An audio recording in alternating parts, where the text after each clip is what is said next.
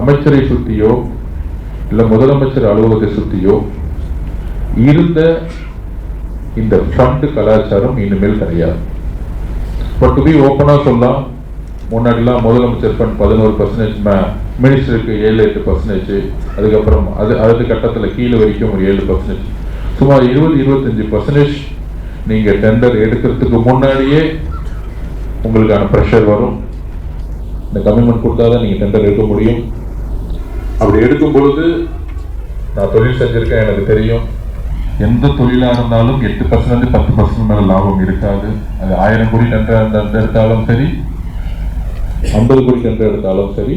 Business லாங்குவேஜை பொறுத்த வரைக்கும் 0 to 9 சொல்லுவோம். அதாவது நம்பர்ஸ் வேணால் மாறலாம், 1000, 2000, 3000 கோடி ஆகலாம். ஆனால் நம்பர்ஸை பொறுத்த வரைக்கும் டிஜிட்டலி 0 to 9 தான். ஒரே ஃபார்முலா தான் பிஸ்னஸில். அப்போ அந்த 10% நீங்கள் லாபம் பார்க்கணும். இந்த 25% வந்து கொடுக்க வேண்டிய சுச்சுவேஷன் இருந்திருக்கலாம், இல்லை இருந்துச்சு. இப்போ பலத்தை பற்றிலாம் நான் நிறைய பேச விரும்பல. ஆனால் ஸ்ட்ரக்சர் எப்படி அரசியல் 50 வருஷம் கழிச்சு மக்கள் ஒரு எதிர்பார்ப்போட ஒரு நல்ல அரசு உருவாகணும், ஒரு நல்ல நிர்வாகம் உருவாகும் மாதிரி இந்த நெடுஞ்சாலைத்துறை புதுசாக ஒரு ஸ்ட்ரக்சரை ரீஸ்ட்ரக்சரை உருவாக்குறதுக்கு இங்க இருக்கக்கூடிய செக்ரட்டரியும் சரி, இங்க இருக்கக்கூடிய சிஎம் சரி, எல்லா விதமான ஆய்வுகளையும் உருவாக்கிட்டு இருக்கோம்.